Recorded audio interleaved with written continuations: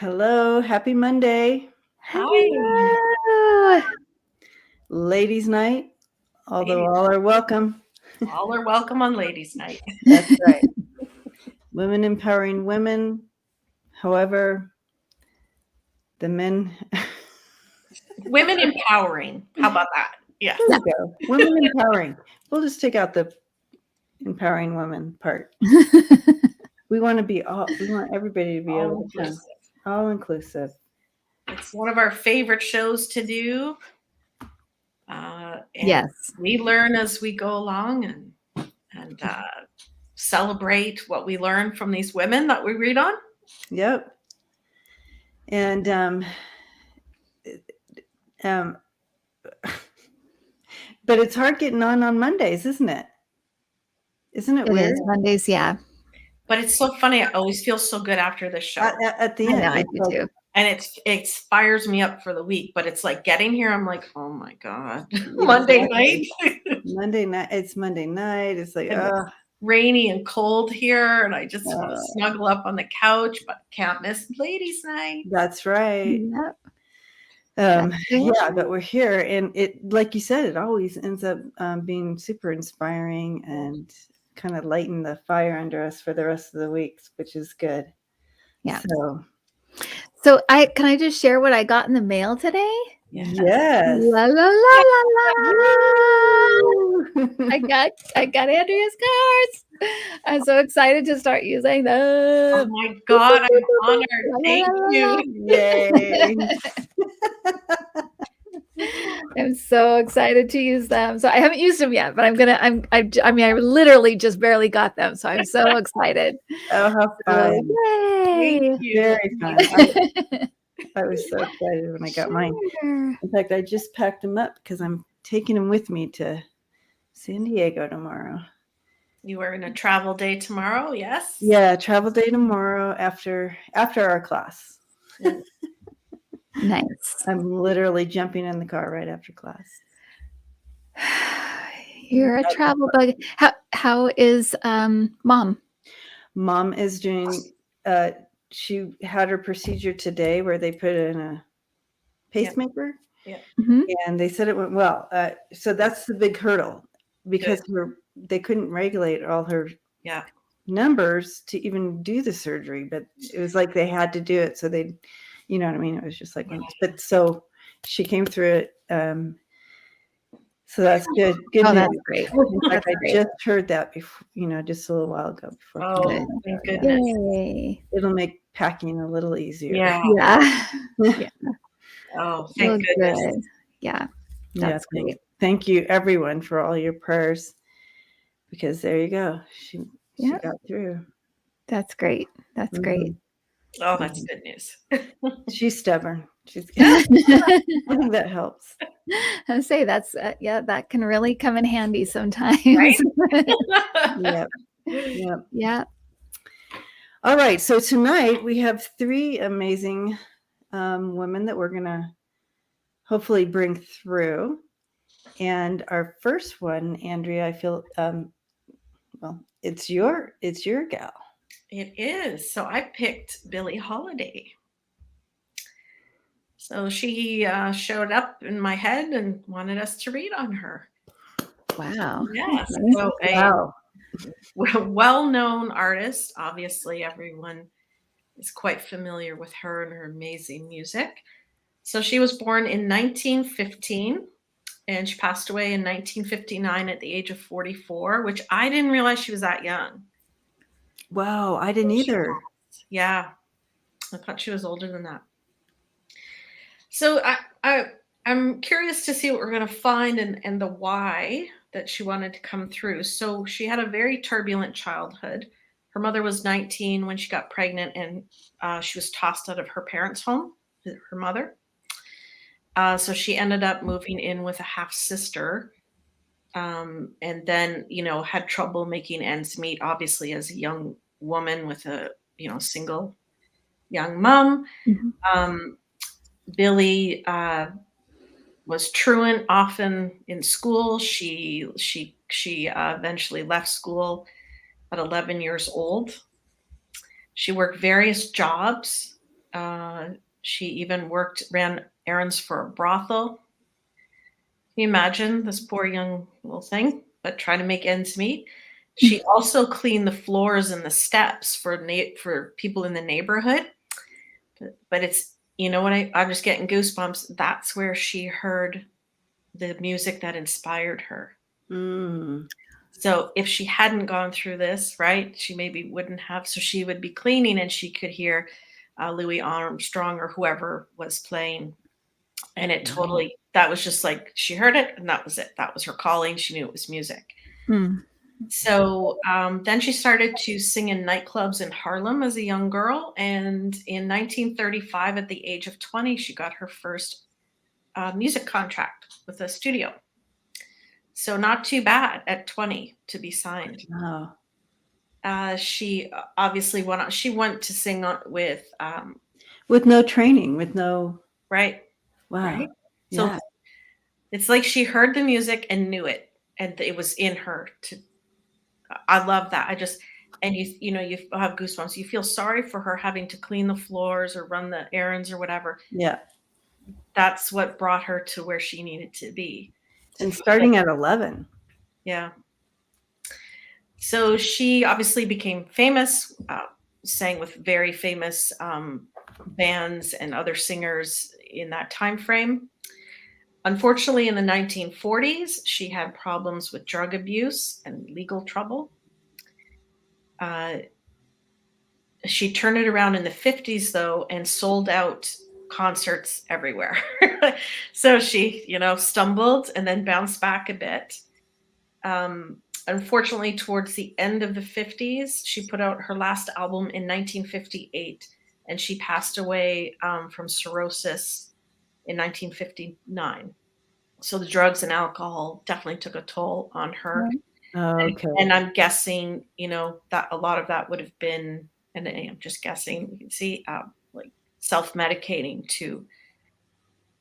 to help whatever hurt she maybe experienced as a child or something, like for her to get so hooked on that stuff. She was swindled out of her fortunes. Pretty. Unfortunately, she died with 70 cents in the bank.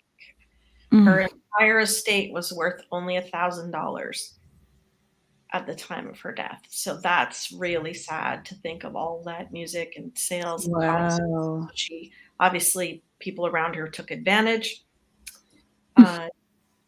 She did, however, win Grammys and stuff posthumously. I don't think she was awarded anything during her lifetime on the planet.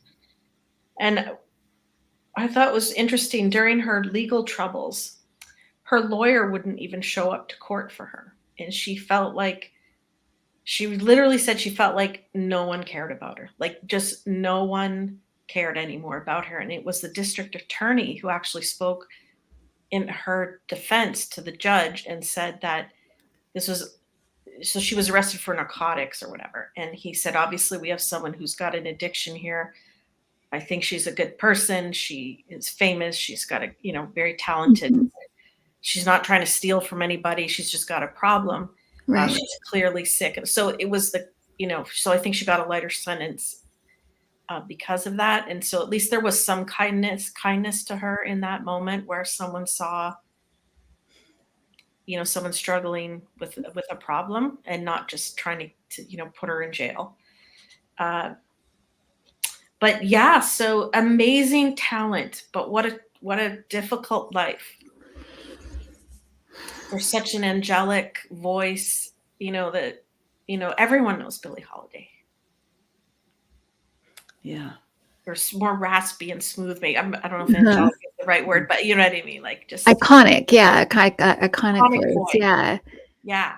Absolutely. Yeah. The first thing I heard from her is don't forget the men. Don't forget the men.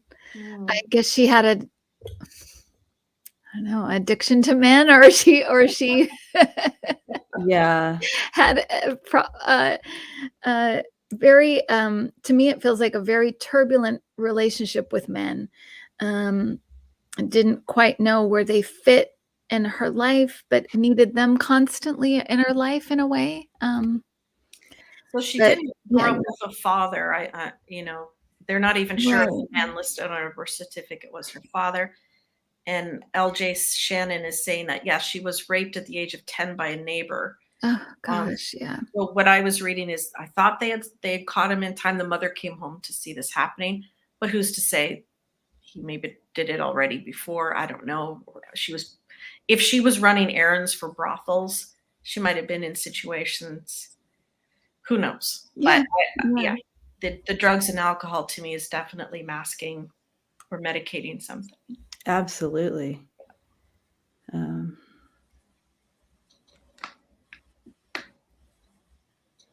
Yeah, she's so iconic. Like when she's probably in the top 10 of names when you think of music. Oh yeah, for right? sure. Yeah. For sure. And only 44. I would have thought she was older, but I guess not. Billie Holiday. Well, from her pictures, you can tell it was a hard life for her. And that's probably why we thought she was older. Yeah. Yeah. Yeah. Yeah. She's saying her voice, she correlates her voice as being her fairy godmother. That when she realized she had her voice, it was she was given this dream, and it literally is what saved her life, because it gave her a dream and a drive towards something, because everything else seemed hopeless. A beautiful thing to go into was the music. I can envision her sitting or cleaning the steps, the marble floors, and then hearing that music down the hall for the first time. And I'm just sensing every bit of her just became alive. Like, what is that? What is that?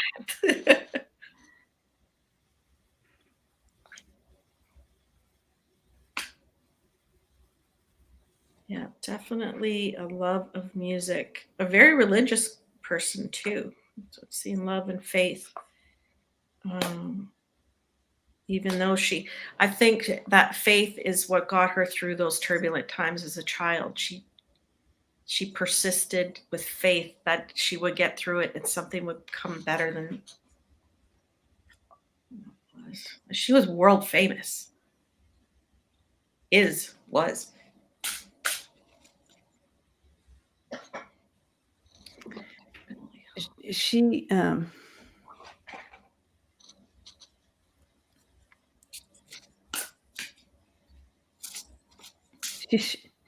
She's showing me this like one thing after another, like challenges in her life, right? It just it was just like a constant hit of challenges. But she said that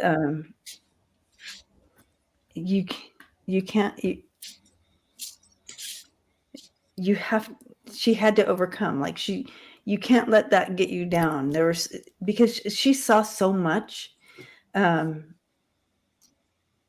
It was like, and then she was given this so much. So she was saw so much, and then she was given so much, and she didn't want to. She couldn't just stop and give up.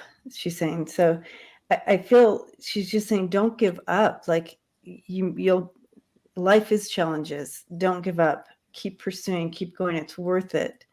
Yes, there's a lot of pain associated with this experience here, but it was worth it. The gift parts of it were worth it. Yeah. But there were at times, she's not saying that there weren't times when I wanted to give up, but I knew that I couldn't.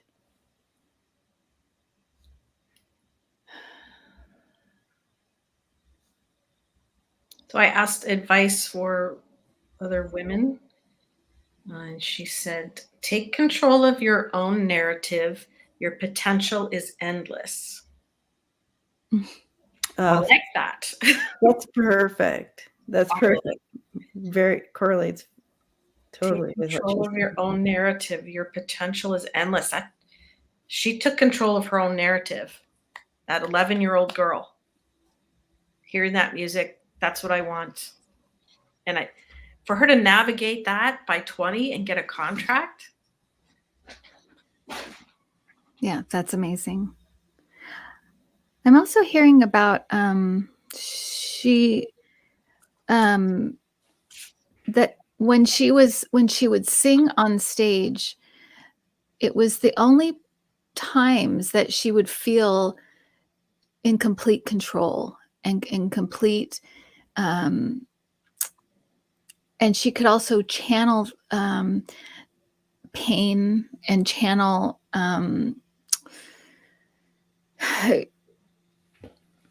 it would help her to kind of to get things out that she didn't feel like she could get out any other way, was through singing. Pain, hurt, anger, sadness, but I feel like she's surprised that people still identify with her music so much, but she's saying it's because of that, what she was expressing through it, that they identify with the pain and that kind of survivor part of her too, that she used this to help her survive life. You're right, Debbie, that it does feel like hit after hit after hit. And she's saying on the flip side, the addiction of like drugs and alcohol, it made her kind of not feel because she would feel so much, and but it also made her feel totally out of control. So she's had these two things going on where she could feel in complete control of everything and then in control of nothing. So this duality, I guess you'd say, in her life, constant duality. But she does feel like the addictions got the better of her. It feels like it was till the end. I don't know that she ever got clean. She makes me feel like, oh, okay, because it makes me feel like I didn't conquer it. I never conquered it, kind of thing. She relapsed and then passed from it. Yeah. Okay. Yeah. So, but it also that's why though, is she could just kind of let it all go and just be high, I guess, or in that addiction, just letting all the pain go for a while.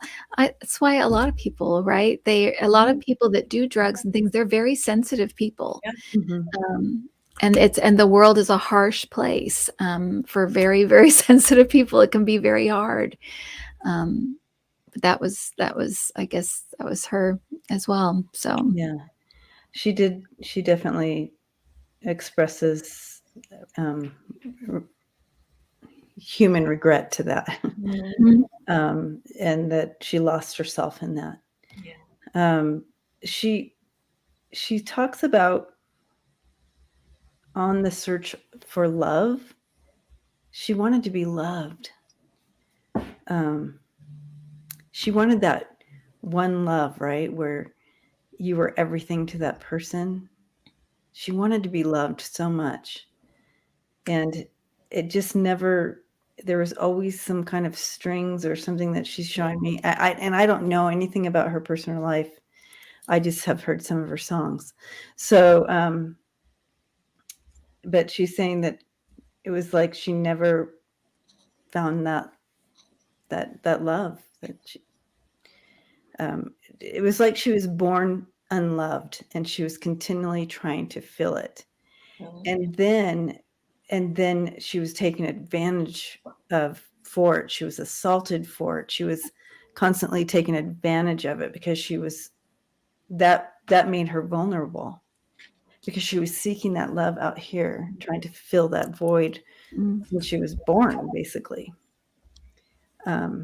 You're kind of born rejected in a very rejected place. And then for the rest of her life, she was trying to fill that place and find that love. And she was abused and assaulted. I mean, it just, these men in her life, I don't know. She keeps showing. Sad. However, on some levels it made her strong. But it was because of that seeking outside herself for love that she says made her vulnerable. She said, love yourself, you guys. Yeah. Love yourself. And she's so thankful that people that were talking, that were bringing her through, you know, she's like, yeah, because when she was born, essentially rejected by her grandparents because they threw her mother out. Didn't probably really know who her father was. Her mother had to work a lot, so she was kind of isolated as a child anyways, just sort of. And I was, when you were saying she just wanted to be loved, and now I just feel like I want to start crying. She was loved by millions, right. but missed that love. That's one-on-one sort of thing. Yeah, that one. Yeah. Right. If only the millions could have fulfilled, but it's hard when you're, you know. It's when you leave that stage, like Kim was saying, you're in the love when you're on that stage, right? It's all encompassing. It's focus. You see 1,000 people staring at you, so right. you feel it, but then you walk off the stage and you're back in your life. Yeah. Yeah. So that's a really good, sweet. It's a good point that I'm going to think about a little bit more is the, you know, as a single person too, is that the, you know, there's the collective of love. It just doesn't have to come from one person.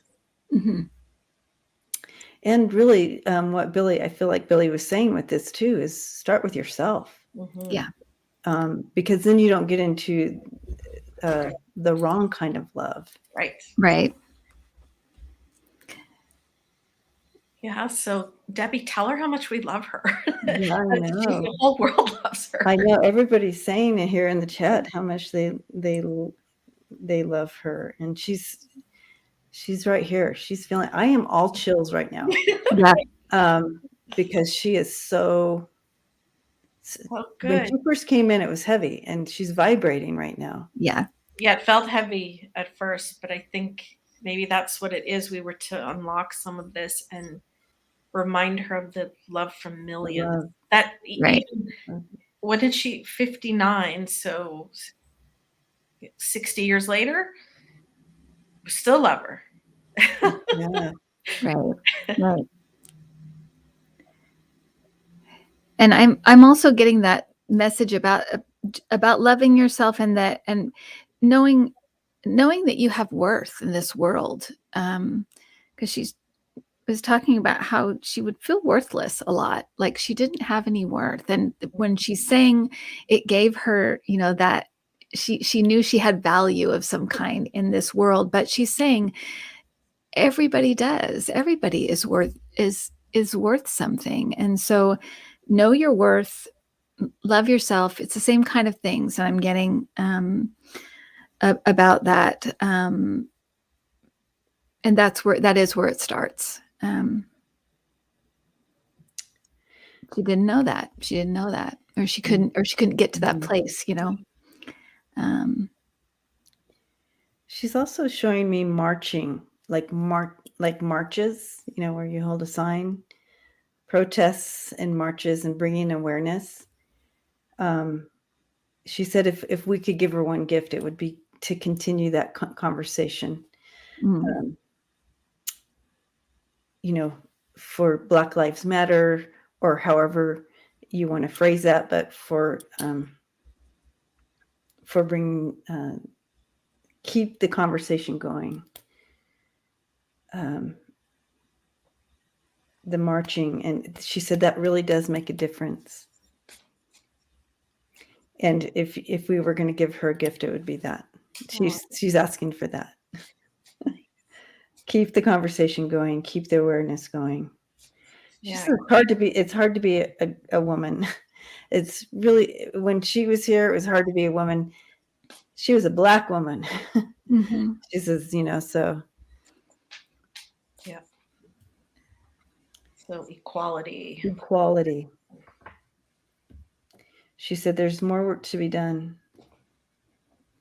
Use whatever platform you have, but she keeps showing me the marches. across a bridge. Was she? There's a bridge and there's marching. She keeps showing it over and over again. So I don't know if she was involved in a march back in the day, or if they even did that in her time. Someone said she marched with Martin Luther King. Oh, did she? I saw it Oh, just did she? scroll by, but I can't see who said it. Okay, because she keeps showing this over and over again, this marching, and it's like across a bridge of some sort or something, and they're marching across this bridge. She wants this march to continue. It's not done. The march is not over. So she was with Martin. Okay, so she's bringing that up. That was a very proud moment in her life. That was something she felt like she was doing something. A part of something.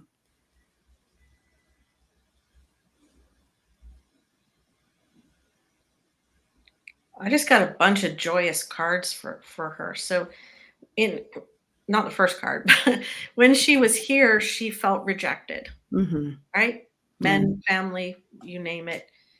But now that she's over there, she now has enlightenment, and she has a far better understanding of the miracle of life, and there's so much abundance. She understands her destiny, discovering the person who she is inside. And she's saying it's your perception of life, and don't go for perfection. Like that will make you mad. How are you seeing things? Cup half empty or full? And what is perfection? Don't. Exactly. You're already perfect. You're perfect. Yes. I feel like, I don't know, just from that, I just feel like there's a release from her and there's some joy. John Lewis. Michelle Lynn says Selma, Alabama she marched in Selma, Alabama with Martin Luther King and John Lewis. John Lewis is who she kept highlighting. Okay. And I thought they were here on the same, I didn't understand. So I thought it was symbolism, but she literally was highlighting John Lewis and what he was bringing forward when he was here or whatever to keep that going. So she was highlighting him. She's taking this moment to highlight John Lewis. Right. I'm like, is this a symbol? Or because because I didn't see them here on the same plane at the same time, but apparently they were. So then when Michelle said that, I thought, oh, okay. So she's like, yes. Yeah. His message. And Martin Luther King, of course, but we know John Lewis. I think she's bringing him because we all literally, he's in our lifetime. A few people are asking if she's come back, and was she Amy Winehouse or Billie Eilish or anyone else? Are you guys sensing that she ever came back or recently or is? I don't think she's come back yet. It doesn't feel like that. I don't feel it either. I feel she's, because it was so heavy in the beginning. Yeah, I'm getting chills with that. So no, she hasn't come back yet. I feel like she was still there. Maybe now she'll come back. That's it. Good trouble, Dorian. That's it.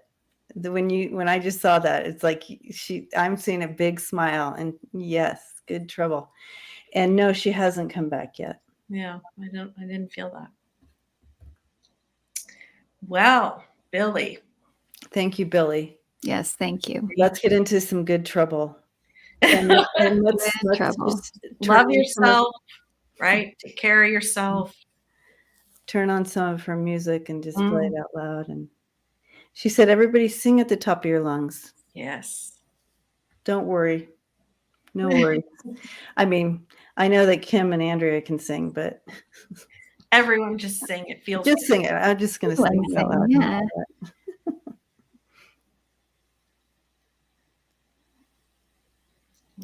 Okay. Nice. Oh, Lisa says her mom went to Lisa's mom and John Lewis were classmates. Wow. Very cool. Awesome. All right. Well, thank you, Billie. Awesome. Okay.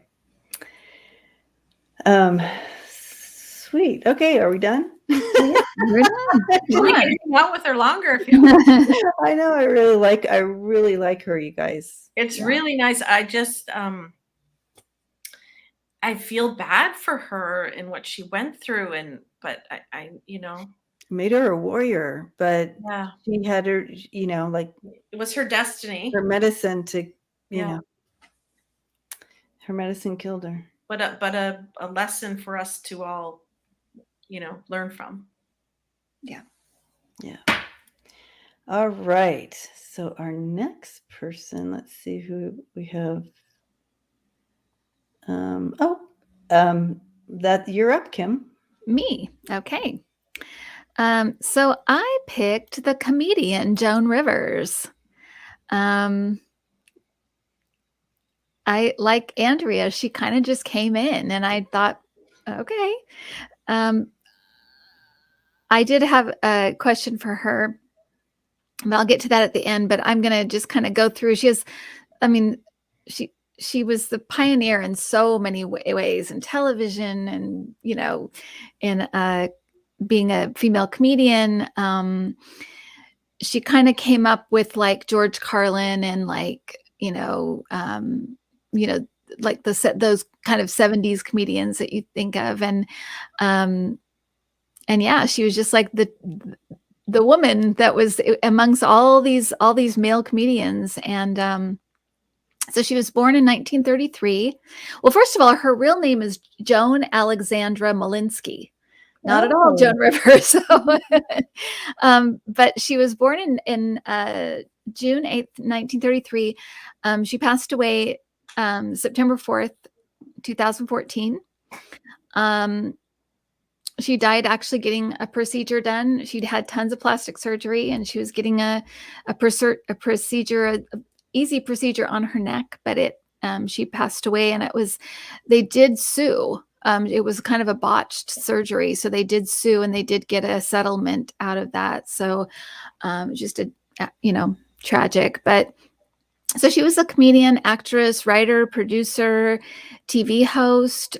She could be very controversial with her cutting kind of, the type of comedy she did, insults, I guess you'd say. But she was also very self-deprecating, would always talk about her own looks, her own, failings and stuff. So she was very, made herself the butt of the joke a lot. She started in comedy clubs and rose to prominence as a guest on the Johnny Carson show in 1965.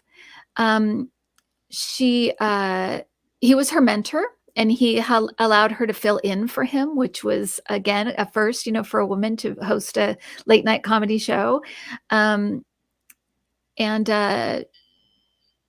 She had her own late show called The Late Show with Joan Rivers, and then a daytime show called The Joan Rivers Show, 1989 to 1993. She won a daytime Emmy for that. She became kind of a mainstay on the red carpet. That's kind of where we probably know her from all the red carpet stuff that she did for television. And then she had her own show called The Fashion Police, 2010 until her death in 2014. Her personal life, she was married twice, once for 6 months, and when she was very young in 1955 to James Sanger. He didn't want kids, so they had the marriage annulled.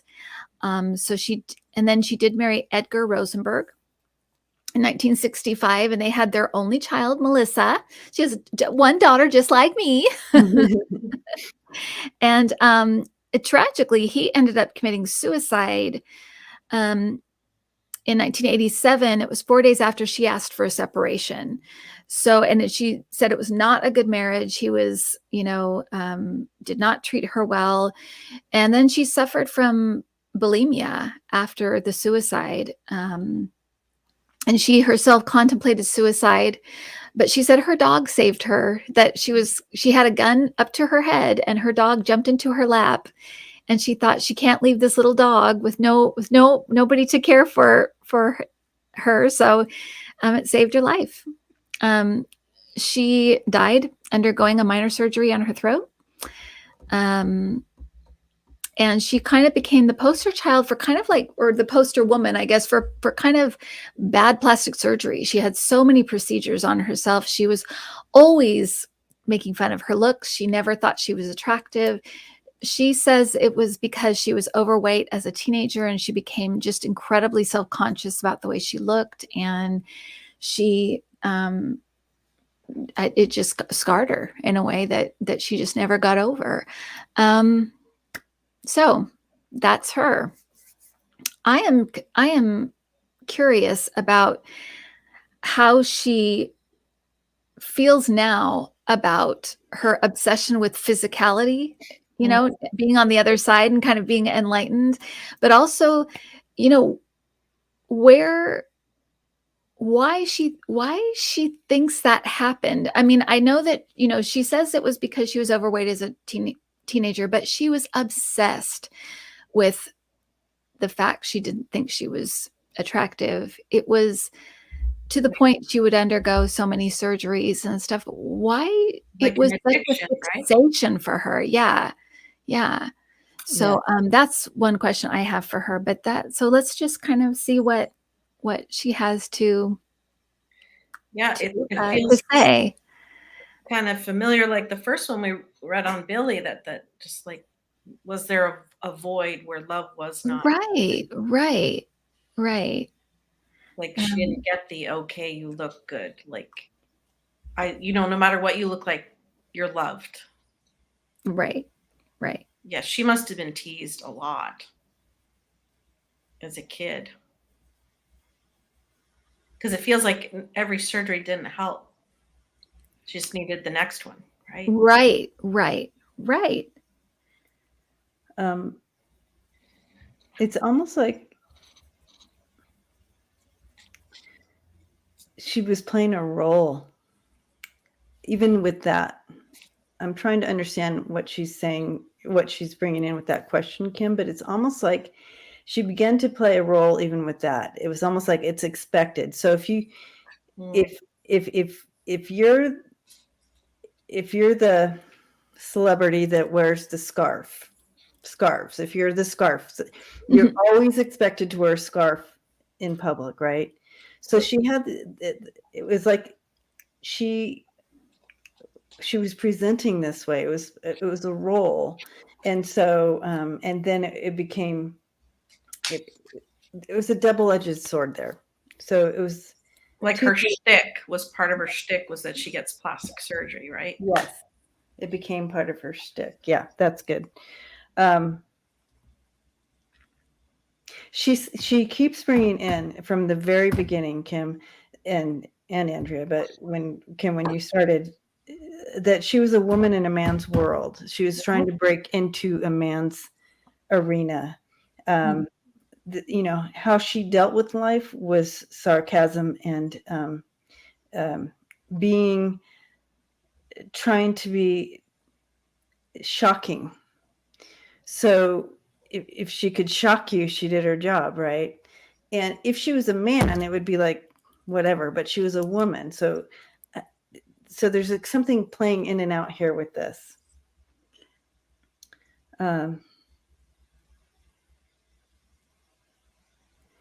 She loved to shock her. Okay, she's taking me back. She loved to shock her mom because it was the only way she could get back at her. Okay. And so there might be other people too, but she's bringing that one in. And she was good at it. And it got a lot of laughs. Not from her mom, but I'm just saying in general. Right. Right. She knew very early that she wasn't going to be like others. And she wanted to be Marilyn Monroe, right? That wasn't going to be. So how was she going to make her shtick? How was she going to? Yeah, I guess she couldn't, no matter what she did, everything she tried, she couldn't clean away the sadness. She couldn't cleanse, where am I going here? Cleanse the sadness. Oh, right. But, you know, whatever she was trying, it didn't work. So I don't know what the makeup of was her as a child, if it's stemming from childhood. Like perhaps her mother was critical of her too, not the kids at school. Yeah, yeah. That absolutely could be, yeah. And then her routines as she got, she was very biting and sarcastic to others too, not just self-deprecating. So was that lashing out from her own insecurity maybe? Or well, it was the only way she could take back her power. Yeah. Mm-hmm. And it worked. I mean, she paved the way for the female comics today. She really did, yeah. Like who else was back then? Like Phyllis Diller, and Joan Rivers, maybe Carol Burnett. Although Carol didn't do stand up. But stand up's a tough gig. Oh yeah, I mean that is, yeah. You've been heckled, probably mercilessly on stage. So she knew how to throw a comeback. She said she became bitter and shadowed. And I don't know what that means, but it was like how you become your muse. You become it. Yeah. And she hurt people. These are some things that she would have changed if she, as she took the review or whatever. These are some things she would change. But when you're a bulldozer, you're like, okay, surviving whatever. She's like, boom, she just got caught up. She knew she was going to die. She felt this was the end. But I asked earlier, because I think someone asked here about, did she yell at her? Was she yelling at the doctors from? It was more like, oh hell, I'm dead. like, wait, okay, kind of like that, more of that type of feeling. But she's saying she knew. She's also connecting it to a little bit of, how people drink themselves to death and it's a slow suicide. She's saying, very similar to that for her.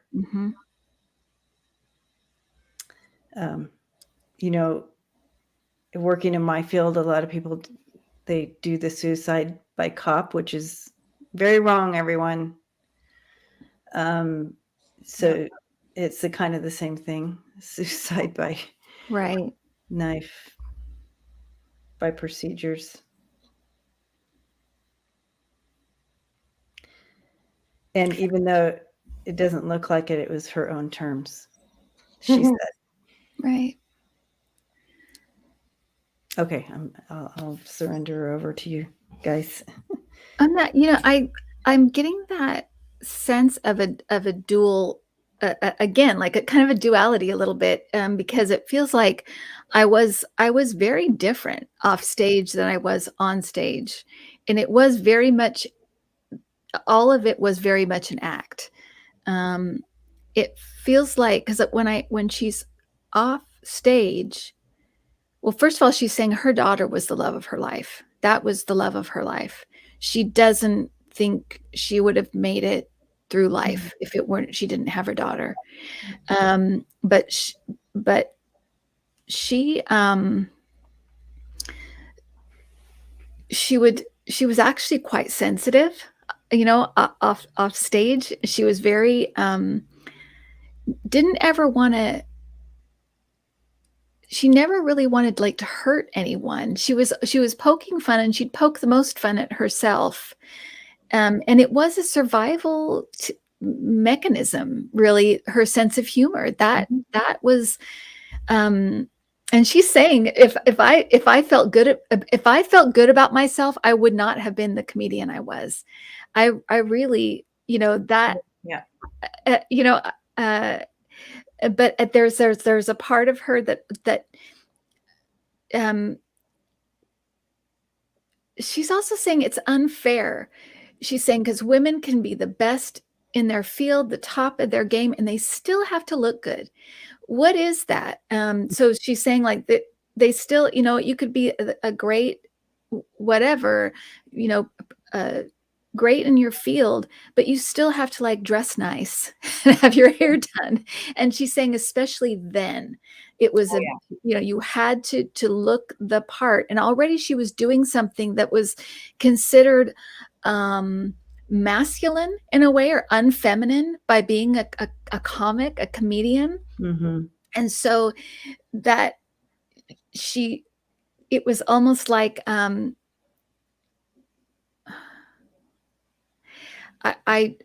wanted to look pretty, feel feminine, and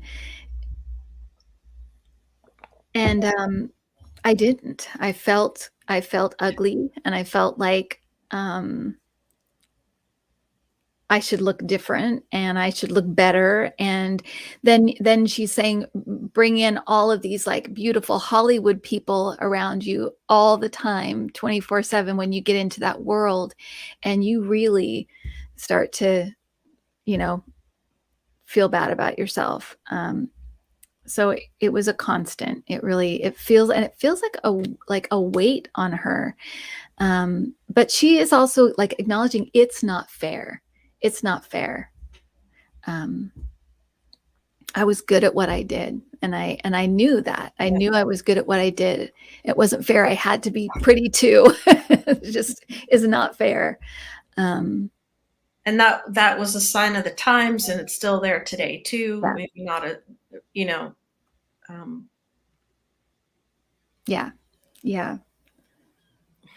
They used to say you couldn't be pretty and funny at the same time. Like you had to be, if you were pretty, you weren't supposed to be funny. Right. And women who weren't that pretty could be funny. Men could accept that. I mean, what a load of crap. What a load of crap. So I do see in the cards here, she, I'll show you. So she felt like a cow around the bunnies, right? She wanted to be a bunny. Oh, right. And you said she was teased about her weight or something like that. Whatever it was, she didn't feel like she belonged with little bunnies. So she had to split a double life, like you were saying. So she was one way to hang out with the dogs, to hang out with the fast crowd, with the guys. Mm-hmm. She had to be a woman in a man's world. And the way she did it was to go down this avenue of the way she did comedy. I know there's some people in the chat saying, maybe they didn't care for her as a comedian, but what we're doing here when we read on these women is seeing what we can learn collectively, right? Right. This isn't just about the person we're reading on. We're trying to figure out lessons that person is now going to share with us, right? Mm-hmm. So, if you didn't like her as a comedian, that's okay. That's not the point. We're looking at what lessons are learned. So that is, not being her true self is probably what really, or not being able to be her true self, or whatever the thing is, to live in this dog world, the guys. She did fall into the trap, and it was a very thorny bush. So she had to live with what she was doing too. She knew what people thought. Which further isolated. Her. Yeah. Love her or hate her, she still opened a lot of doors. Well, that's the thing. Yeah, she was just a pioneer, and I think people that are like that have that do things like that, they are complicated. They're complicated, people. It takes a lot of strength to be a pioneer in something, to be the first to do something. And it's just so, it's so strange because it seems such like a force of nature, having such confidence to do this stuff, and yet not confident, not in this one area that ultimately, like you said, it took her down. Yeah. She kicked the door in. She just didn't get in. She kicked the door in. She blew the house open. I mean, she subbed in for Johnny Carson. Who gets to do that? Exactly. That's unbelievable. Yeah. I mean, that's the top of the top at the time. Right. Right. So, there she was trying to be, I got goosebumps now, being in a boys club, but she's already above the boys that she was hanging, Right. Right. Yeah. So she thought she had to judge herself on her looks, that's, but she didn't have to. Now I know she was in a time frame, but really who isn't, where that is, where you judge yourself on your looks. I mean, I do that every day, right? It's a good lesson. Don't do it. Right. Right. A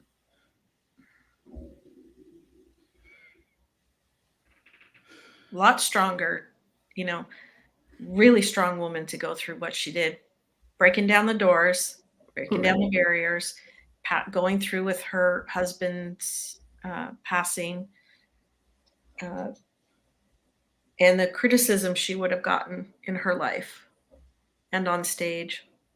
You got to be a strong person. Any standing up there and getting heckled. Yeah. Right. Yeah. I can't even bear a bad comment in the chat. I know. Exactly. I know. Yeah, she's brave. Yeah. Every time someone screaming at you on stage, get off the stage, you suck. That is so true. That is so true. And that's I'm asking her what she wants to, what advice she has. She is telling us to be easy on ourselves. She's saying that part of the thing too is she was a real perfectionist. In every way, she's saying in every way, but she's saying, go easy on yourself. Don't be hard on yourself.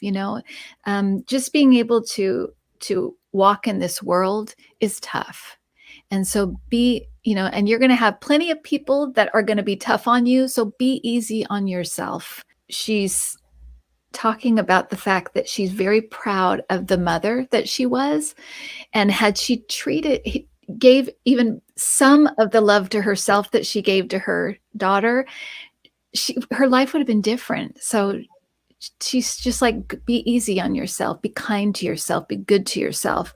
You deserve it. You deserve it. You're getting through life. You're doing it. So be kind to yourself. That's what she wants to say. She's also talking about, that she was, part of her stick was to be shocking.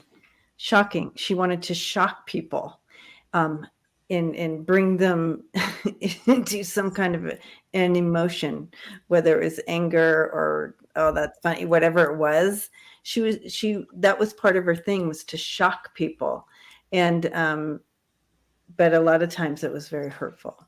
And so that's again something, understanding that was part of her thing, that would be something she would choose to do differently, and try not to hurt people.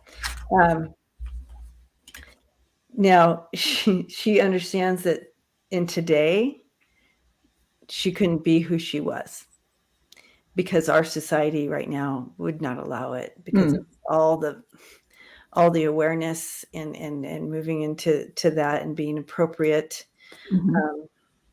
She was so not appropriate on any level, and part of her shock shtick, that it wouldn't be okay for today, and she likes that. She likes where we're moving. I think she's very smart and quick, and she could have pivoted and still been a force in comedy with a softer approach or whatever it would take if she was around. I also want to mention, someone in the chat mentioned Don Rickles. So Don Rickles would have been her contemporary. back in the day. And Don Rickles, let's be honest, he's not Brad Pitt. Okay. Yeah. And his style of comedy is almost the same. He rips people, he eviscerates people. Yeah. Very popular in the days, Dean Martin roasts, and his comedy is very biting and very, and he's an insult comic is what they were called. So yeah, exactly. And he's funny, and he was, or funny in the day, whatever. I don't know if it's today, but it was, and revered. Her on the other side, she didn't look like Angelina Jolie, and she did the same kind of comedy. So why is she getting the shite? Right. Because she's a woman? I don't know. Yeah. Yeah. But she likes that it's, that it's moving, that our society is moving kind of away from another direction. In this direction.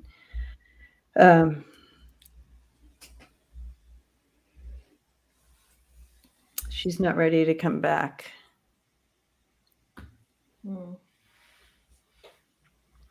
She's like kicking back with a martini. She's like, I looked over to see if are you ready to come back? She's like, oh no. Yeah, I feel that too, Debbie, that is, she's taking a break. A little break. It's funny. Someone said something about Kathy Gifford. She's a current comedian. Oh, Kathy Griffin. Yeah. Kathy, not totally different people. Griffin, the comedian. And it's funny because when I was looking at her, I also was seeing Kathy Griffin. I'm like, because they are similar. I guess they were friends. Someone said they were friends, and that makes sense. And Kathy Griffin has gotten in trouble because of her not being so appropriate with what comes out. And so, but she's learning how to move along with things. But but she highlighted, all I was going to say is Joan highlighted Kathy here, was highlighting her. So it feels like, we're looking at two women so far who really had a lot, but then had nothing inside, right? Right. Where they weren't fulfilled inside. And I know a lot of us can feel like that as well, right? So these messages feel like, how do you fill the inside so that you don't, have addictions or plastic surgery or, like she had multiple plastic surgeries. She doesn't have one. What can you do? You got to love yourself, first and foremost, right? Well, and that's right. That's where it has to start. It can't be from something out here. Nothing out here is going to do it. It has to be it has to start in here. Exactly. Well, that was very interesting. Very interesting. So thank you, Joan Rivers, for coming in. Yeah. That was and I sometimes I thought she was funny. Sometimes I thought she was mean. So I was not like I was a super fan or anything, but she came in and said wanted to chat. So I respect the game she played to get to the top. Absolutely. At How the can you time, not? with the people at her peers in the 50s, 60s, whatever it was, that was a tough lady to get where she got. I respect absolutely that. And a bright woman, very, very bright, absolutely. Yeah. You gotta give props to Joan. Absolutely. Well, thanks. So where should we go next? Debbie? We will go on now to the next person, but she's loving this because she loves this kind of stuff. Like when she was here, would love to come here and chat, wouldn't she? Just here and gab. But she loves like spiritual mediumship, woo-woo stuff. Yeah. She loved it when she was here, as she's saying, and she just loved being a part of it. So interesting. Nice. Okay, that's neat. That's neat. All right. Let's see. All right, so on to the next one. Mine will be a little back down to a little bit calmer and a little different. So I am doing, and you're like, who is that? Who is that? Susan. This was a recommendation from one of our family here, and I'm glad for it because this person actually is from Colorado. Susan Anderson, MD. She actually was born in Indiana, but they moved here to Colorado. She was born in 1869 and she passed in 1960. She became a doctor. Mm. And where she right? The impact was on Colorado. Her family had moved to Colorado during the a spirit whisperer said she had psychics on her show a lot. Okay. There you go. Joan Reverence. Okay. She loved this stuff. She was all in. Okay. Back to Susan. Sorry, Susan. She moved to Cripple Creek, which is from where I live, Colorado Springs. It's probably, I don't know, maybe 45 minutes to an hour. So it's real close here. But that's a little small, it's like an old town, like a ghosty town. Mm-hmm. And so it's pretty cool to visit. But so she moved here in 1891. Okay. Anderson. Oh, wait, let me see. Yep, there she is. During the gold rush, her family moved here, and Cripple Creek was one of those gold rush towns. She graduated from the University of Michigan, though. So she went to the University of Michigan in 1897. So for her to be able to do all that back then and she had to have people who were supportive, right? Family, I would think. In one of her first cases as a physician, Anderson rejected a male surgeon's recommendation to amputate a boy's arm who was near dynamite in a mine. Oh dear. And so she saved his arm. Wow. And the other surgeon wanted to just take it off. After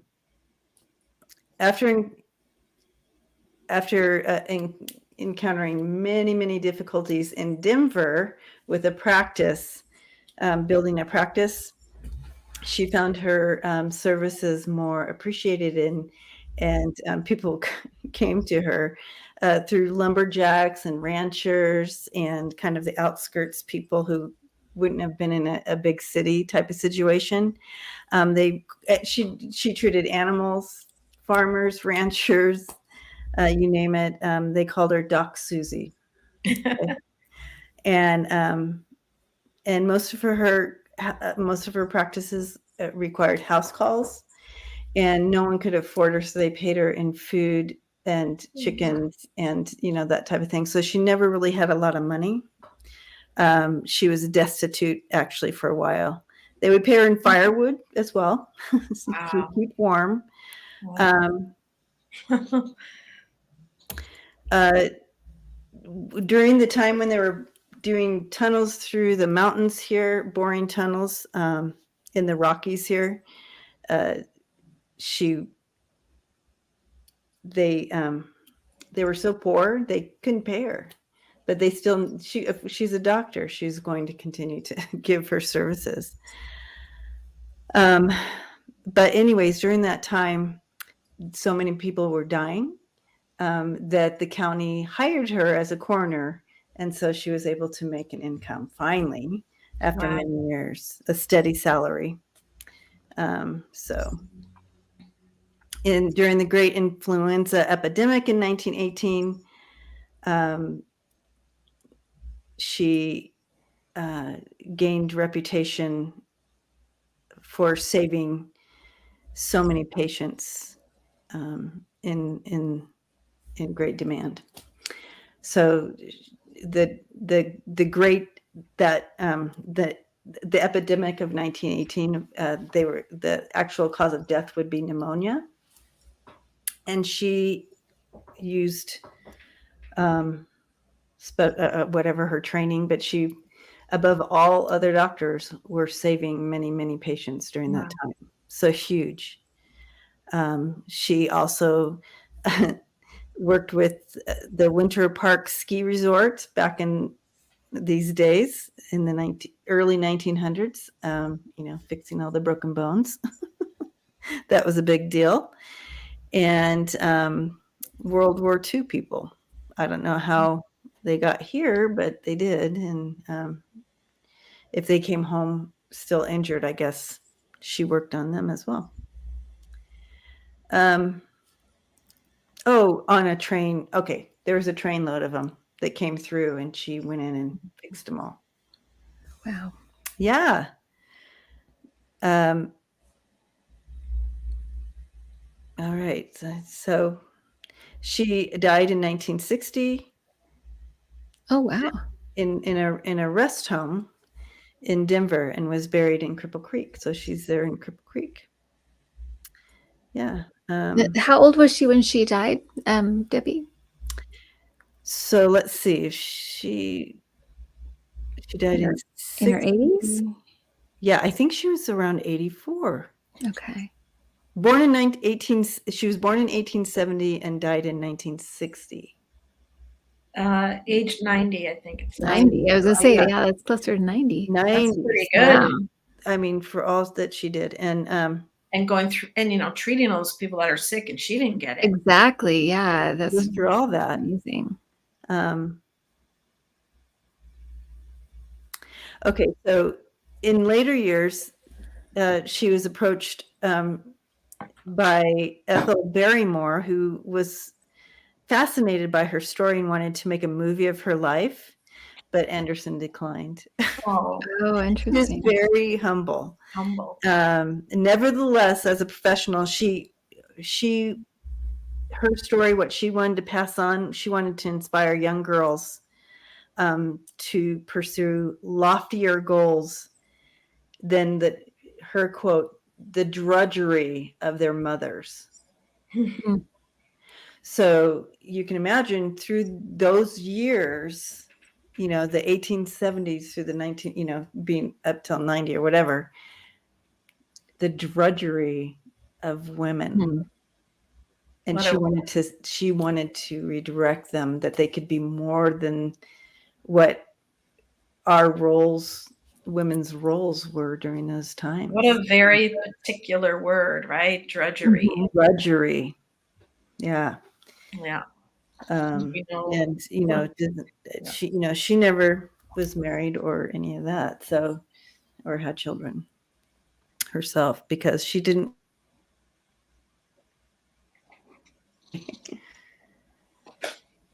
So yeah, just a lot of energy with her. I'm feeling she's something else, or connected to something, or little bit of, I don't know, angel or source or something really strong with her. Yeah, so possibly bringing in some of that insight, otherworldly insight into this lifetime. 90 years. Yeah. That's so funny, because what I was getting, the first thing I got from her was that one thing that set her apart, she feels, from other physicians, was her instincts. She had really, really good instincts about mediumship, health. Yeah, about health. She really did. I could feel it. Yeah, like she was tapped in. Woo. Yeah. On how to take care of people. Like she just knew. And and she would never, and the other thing was, she would always follow them. That's the key, right? We all have instincts, but not, we don't always follow them. She always followed them. She didn't, even when somebody was like a bigwig doctor or bigwig, they had a big reputation, it would not deter her from following her own instincts. She knew they were correct. So yeah. It's like with the child in the arm. She Yeah. knew Yeah. she could fix him. And to stand up to that other doctor. Yeah. That man doctor. Yeah. Yeah. Yeah. Really like her exactly. spirit, her gumption, and her. And she's saying, Andrea, when you said that, she's like, that's only one story. Yeah. There's so much more. I mean, even in school, the way she was treated. Mm. I mean, the whole way through was like, Yeah. you literally have to punch your way through, and you have to be smarter, and you have to be quicker, and you have to stand your ground. It's interesting when she's saying that. It's like, yeah, we do. We do. I mean, how many times, even today, women will become subservient to something that a man says. It's almost instinctual sometimes, like at work or whatever. It doesn't have to be domestic. Right. Right. Where you just kind of go, just let him have his way, or let him say what he wants, or what,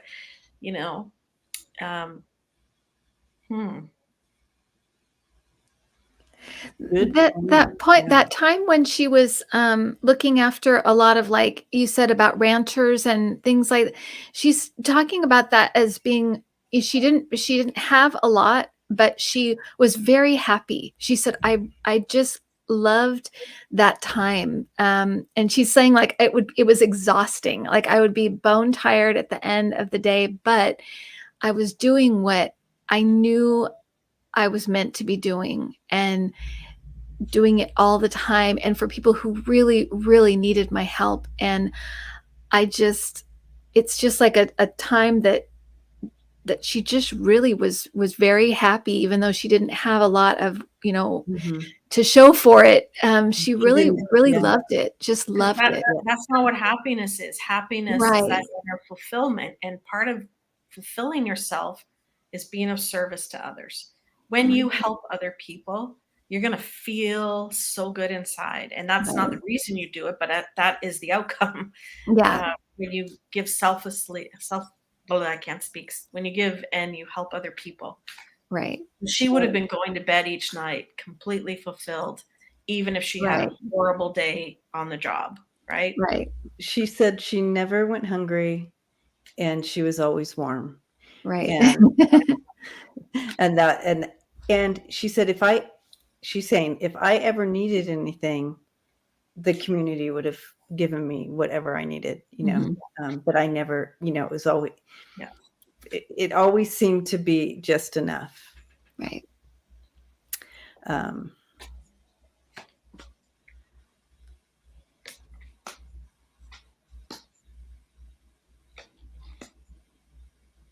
Yeah. Very humble.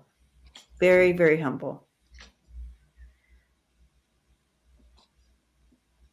Yeah.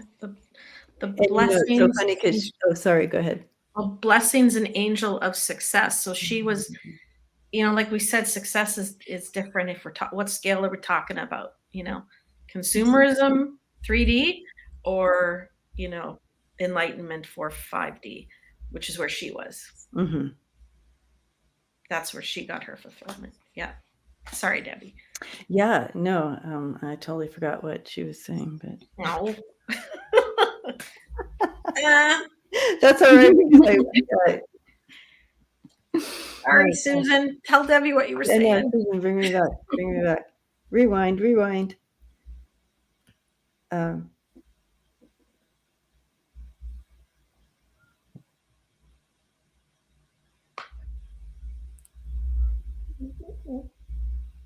She was free.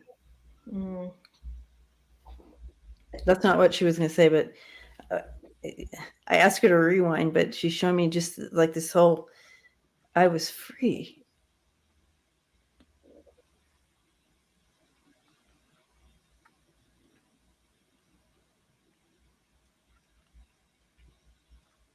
She's a good person. She definitely has it seemed part of her path, and was to bring enlightenment and truth and empowerment to whoever she was with.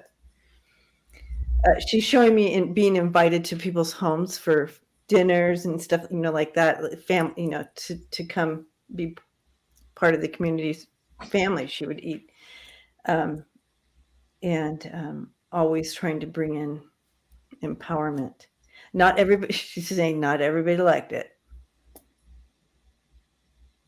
because it was still like everybody has their roles, but she always was trying to sneak in empowerment things, freedom. It was like she's showing me, just because we respect you and what you do and we're thankful, don't tell our daughters that they can do what you do. We have roles, and we survival. So there were she's showing me some skirmishes with that. But what a great role model she was for her community, for the young women in her community.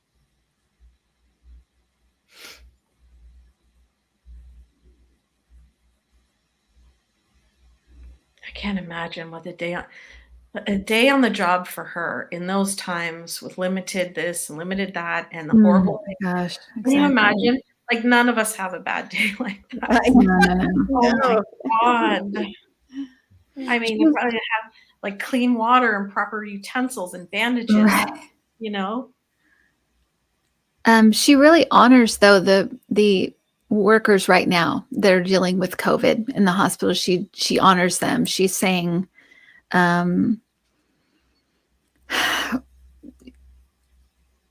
that they are,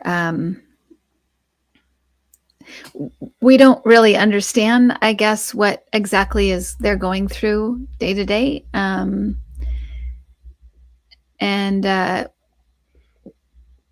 we'll hear about it later.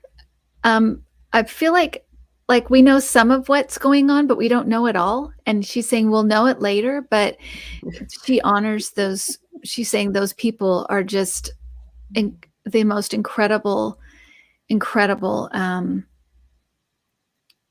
people. We'll learn about it. So she's saying she honors them. She really does.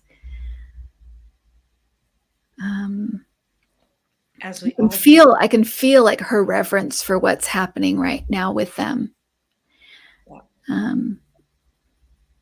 Yeah.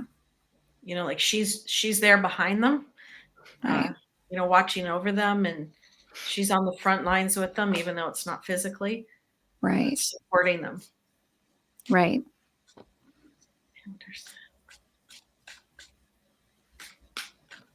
I feel like she is preparing to come back. I feel like, though, she may be in some kind of work in science of some kind, related to medical, but not like a doctor. But it feels related medically. So maybe, I don't know, something biology or something like that. I'm going to go with that. So something like something like that, like cures and. Oh yeah. Yeah, absolutely. When you were saying that, and she was like, "Yeah, I'm coming back." Yeah, she was showing me like, test tubes. Exactly. Like, it'd be more like it's more like research and that kind of thing. But I'm getting chills with that. So that's right. He's also going like this, more connection from here. Oh yeah.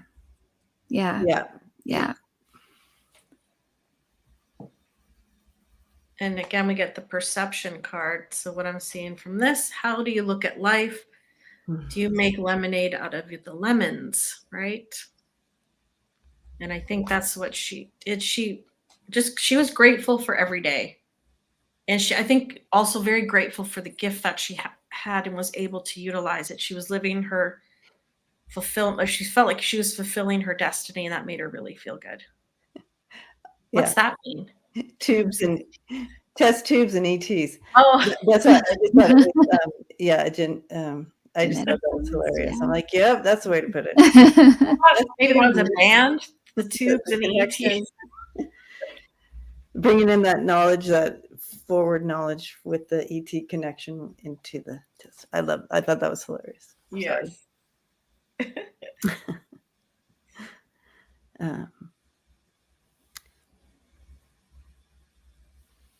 what's the connection with the other two ladies? Yeah. Ooh. Well, Definitely gender bias and difficulties in their times with that. Yeah. But becoming the top of their game in their field. yeah. Right. Singer, comedian, Yep. musician. So pushing through. Yeah. One of them found true fulfillment. The other two struggled. So a good lesson there on what is true fulfillment. Yeah. Because I feel like with Susan too, that I feel like she's going to be very focused again when she comes back. Like she's not going to want all the family and all that.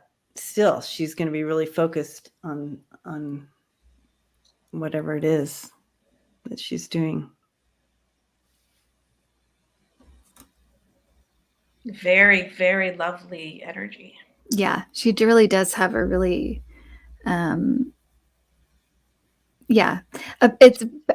it's powerful, but very, to me, feels very feminine. Like there's something feminine about her energy that feels Very but strong, and fulfilled. She's fulfilled within herself, and that's it's making me feel good. Yeah, right. Whereas the first two were quite heavy, and we understood that. This is the third one is really very comforting and fulfilling. Right. Yeah. And finding that fulfillment within her instead of trying to now there's some fulfillment. Making something, right, and then exactly. going through with it and doing it and pushing through. Exactly. So everyone, yes, exactly. And being of service to people, I can't say it enough, or animals, or the environment, whatever it is, whether you give a donation to something or go out and clean garbage in your local park, or work on a call line, or whatever it is you can do to help people, is very fulfilling. Right. So if you're feeling a little depleted in that area, try to do something for someone else. Right. Share the love. Yes, Marvita. Right. Well, exactly. And now I feel like I need to drive over to Cripple Creek and right. Yeah, you're right there. That's right. Yeah, that's neat. That kind of name is just so old-timey, Cripple Creek. You can see like Little House on the Prairie there. Totally. Yeah. They have a little trail and everything. Down to Cripple Creek. Exactly. Yeah. So grateful for these ladies and what they push through for us to be here and be in the energy that we are today. And let us continue the march. Yeah, like exactly. Billie wanted us to do. Awesome. Let's do that. Well, awesome, ladies. That was fun. That was three very, very different energies, though. Very, very different, but incredible ladies, all three. Yep. Blessing. And I'm blessed that they came in. And I know that I didn't know if Susan was going to come because she is a little humble. Yeah. So I was glad. Well, I'm so glad we got to meet her and learn about her. Yeah, me too. Oh, Jana says there's in Cripple Creek, they have a coffin race on Halloween. They also wow. here in town, like 10 minutes from here, they have a big coffin race. I don't know. I've not been, but I hear that it's fun. Oh, how fun. Anyways, That's blessings crazy. and lady. Oh, so again, so sweet to hang out with you, and do this, and what a miracle and privilege it is to do what we're doing and to be able to talk to these beautiful souls from the past. And so amazing. Thank you. And to the family out there, love you all. Love hanging out with you on this Monday night. Sending you lots of love and hugs. Beaver heart.